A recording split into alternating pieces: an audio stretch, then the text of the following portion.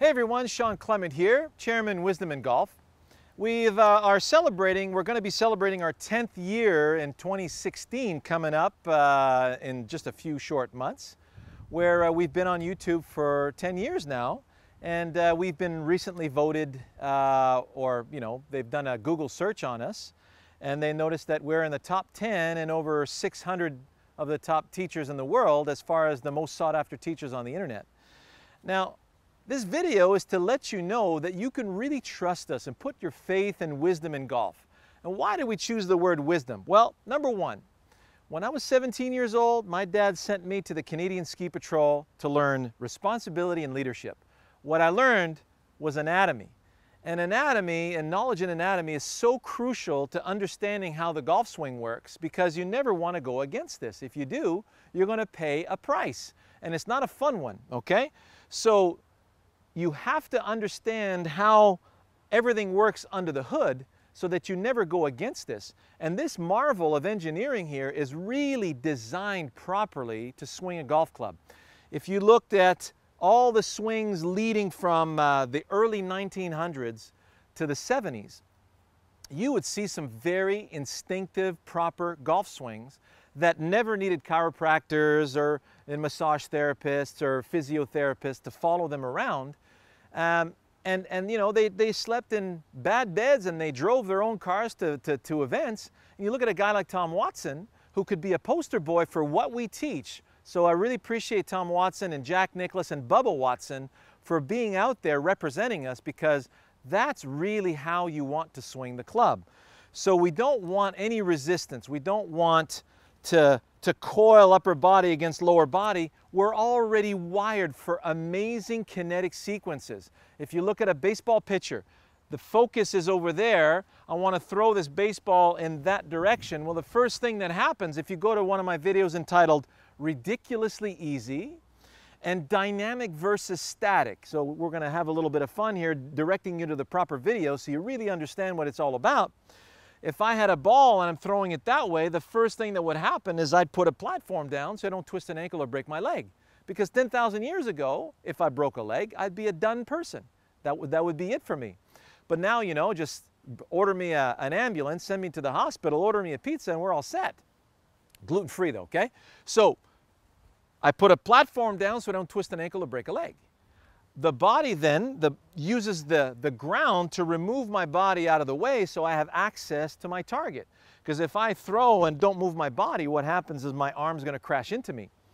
The shoulders only have 20 degrees of range of motion. So it's impossible to get that way without moving this. Well, thank goodness that we have a central nervous system and a wiring that in the last couple of million years has helped us avoid injury and self-preserved us, okay? And that's already a gift inside you. So you never should have to think about shifting your weight or clearing your hips and anything like that. All we want to do is keep our minds on a target and deliver very specific actions to that target. So again, using anatomy. If you were using a fencing sword, or you were hitting a baseball over the pitcher's head, or you were performing a tennis serve, they all relate exactly the same way as far as your anatomy is concerned. So all of these wonderful sports that you've played before do relate to golf. Golf is not different.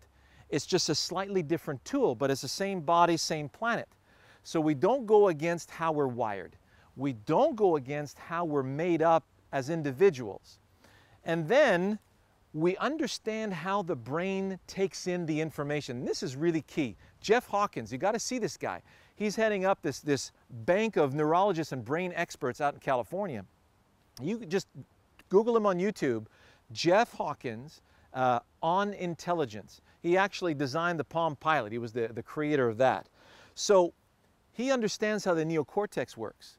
And through a lot of YouTube videos and a lot of reading with him, we realized that the golf swing is acquired very much the same way.